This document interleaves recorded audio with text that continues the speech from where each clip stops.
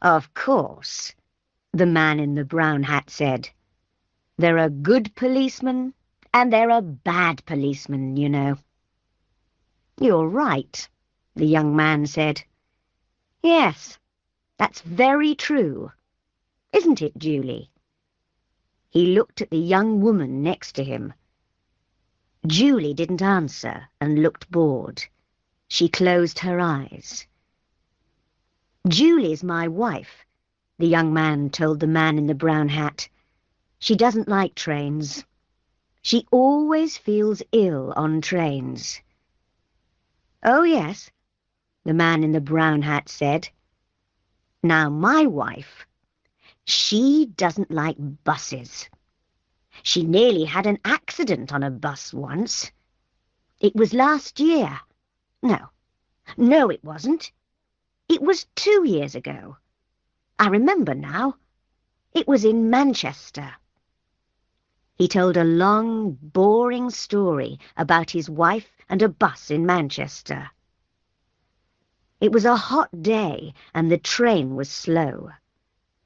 There were 7 people in the carriage. There was the man in the brown hat, the young man and his wife Julie, a mother and 2 children, and a tall, dark man in an expensive suit. The young man's name was Bill. He had short brown hair and a happy smile. His wife Julie had long red hair and very green eyes, the colour of seawater. They were very beautiful eyes. The man in the brown hat talked and talked. He had a big red face and a loud voice. He talked to Bill because Bill liked to talk too. The man in the brown hat laughed a lot, and when he laughed, Bill laughed too. Bill liked talking and laughing with people. The 2 children were hot and bored. They didn't want to sit down. They wanted to be noisy and run up and down the train. Now sit down and be quiet, their mother said.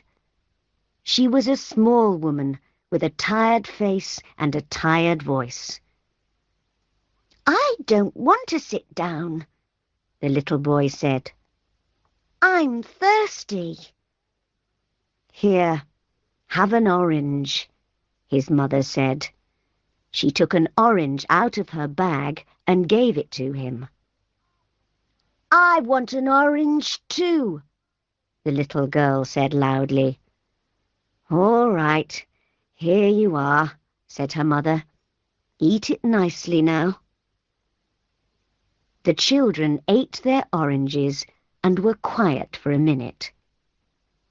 Then the little boy said, I want a drink. I'm thirsty.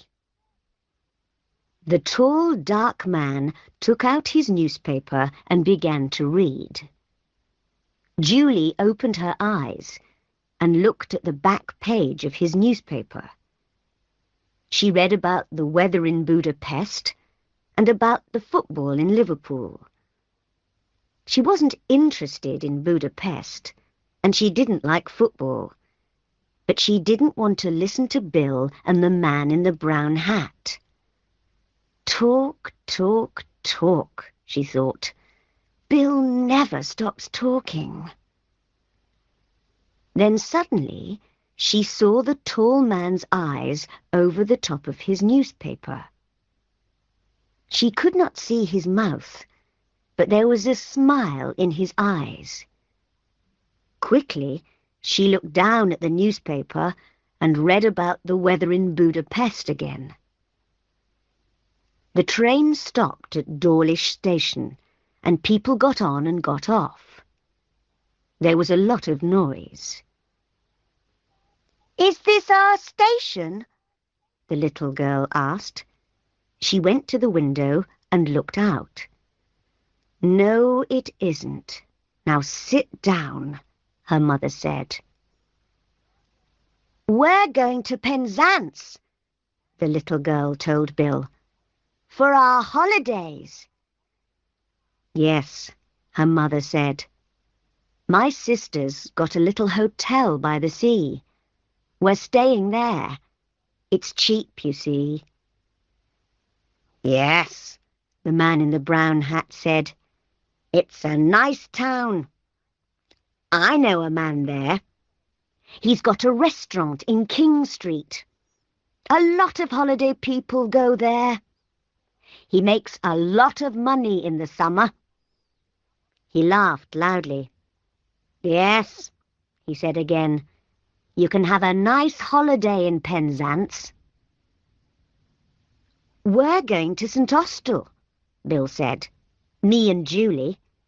It's our first holiday. Julie wanted to go to Spain, but I like St. Austell. I always go there for my holidays. It's nice in August. You can have a good time there too. Julie looked out of the window. Where is Budapest? She thought. I want to go there.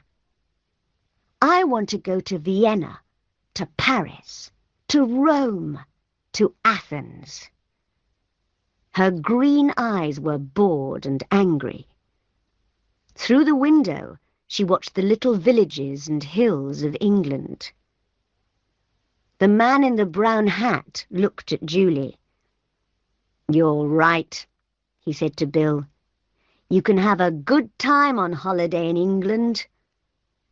We always go to Brighton, me and the wife. But the weather... We went one year and it rained every day. Morning, afternoon and night. It's true, it never stopped raining. He laughed loudly. We nearly went home after the first week. Bill laughed too. What did you do all day then? He asked. Julie read about the weather in Budapest for the third time. Then she looked at the tall man's hands. They were long, brown hands, very clean. Nice hands, she thought. He wore a very expensive Japanese watch. Japan, she thought. I'd like to go to Japan. She looked up and saw the man's eyes again over the top of his newspaper. This time she did not look away. Green eyes looked into dark brown eyes for a long, slow minute. After Newton Abbot station, the guard came into the carriage to look at their tickets. Now then, he said, where are we all going? This train's late, the man in the brown hat said. 20 minutes late by my watch. 10 minutes, the guard said. That's all. He smiled at Julie. The tall, dark man put his newspaper down, found his ticket, and gave it to the guard. The guard looked at it. You're all right, sir, he said. The boat doesn't leave Plymouth before 6 o'clock. You've got lots of time. The tall man smiled, put his ticket back in his pocket, and opened his newspaper again. Julie didn't look at him. A boat, she thought. He's taking a boat from Plymouth. Where's he going? She looked at him again with her long green eyes. He read his newspaper and didn't look at her, but his eyes smiled. The train stopped at Totnes station, and more people got on and off. Everybody's going on holiday, Bill said. He laughed. It's going to be wonderful. No work for 2 weeks. It's a nice, quiet town, St. Austell. We can stay in bed in the mornings and sit and talk in the afternoons and have a drink or two in the evenings. Eh, Julie?" He looked at his wife. "Are you all right, Julie?" "Yes, Bill," she said quietly. "I'm okay." She looked out of the window again. The train went more quickly now, and it began to rain. Bill and the man in the brown hat talked and talked. Bill told a long story about 2 men and a dog, and the man in the brown hat laughed very loudly. "That's a good story," he said. "I like that. You tell it very well. Do you know the story about—" And he told Bill a story about a Frenchman and a bicycle. Why do people laugh at these stories? Julie thought. They're so boring. But Bill liked it. Then he told a story about an old woman and a cat, and the man in the brown hat laughed again. "That's good, too. I don't know. How do you remember them all?" Because, Julie thought, he tells them every day. "I don't understand," the little girl said suddenly. She looked at Bill. "Why did the cat die?" "Shh! Be quiet," her mother said. "Come and eat your sandwiches now." "That's all right," Bill said. "I like children." The man in the brown hat looked at the children's sandwiches. I'm hungry too," he said. "You can get sandwiches in the restaurant on this train." He looked at Bill. "Let's go down to the restaurant, eh? I need a drink too." Bill laughed. "You're right. It's thirsty work telling stories." The 2 men stood up and left the carriage. The little girl ate her sandwich and looked at Julie. "But why did the cat die?" she asked. "I don't know," Julie said. "Perhaps it wanted to die." The little girl came and sat next to Julie. "I like your hair," she said. "It's beautiful." Julie looked down at her and smiled. For some minutes it was quiet in the carriage. Then the tall, dark man opened his bag and took out a book. He put it on the seat next to him and looked at Julie with a smile. Julie looked back at him and then down at the book. "Famous towns of Italy," she read. "Venice, Florence, Rome, Naples." She looked away again, out of the window at the rain. 2 weeks in St. Austell, she thought, with Bill, in the rain. After half an hour, the 2 men came back to the carriage. "There are a lot of people on this train," Bill said. "Do you want a sandwich, Julie?" "No," she said.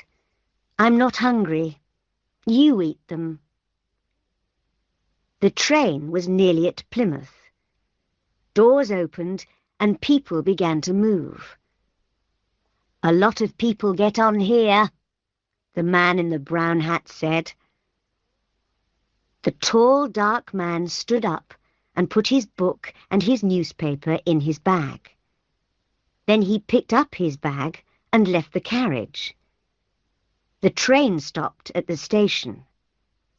A lot of people got on the train, and 2 women and an old man came into the carriage. They had a lot of bags with them. Bill and the man in the brown hat stood up and helped them. One of the women had a big bag of apples. The bag broke, and the apples went all over the carriage. "Oh, damn," she said. Everybody laughed and helped her to find the apples. The train moved away from Plymouth Station. After a minute or two, everybody sat down, and the woman gave some apples to the children. "Where's Julie?" Bill said suddenly. "She's not here." "Perhaps she went to the restaurant," the man in the brown hat said. "But she wasn't hungry," Bill said. "She told me." The little girl looked at Bill. "She got off the train at Plymouth," she said, "with the tall dark man. I saw them." "Of course she didn't," Bill said. "She's on this train. She didn't get off." "Yes, she did," the children's mother said suddenly. "I saw her too. The tall man waited for her on the platform." "He waited for her?" Bill's mouth was open. But he read his newspaper all the time.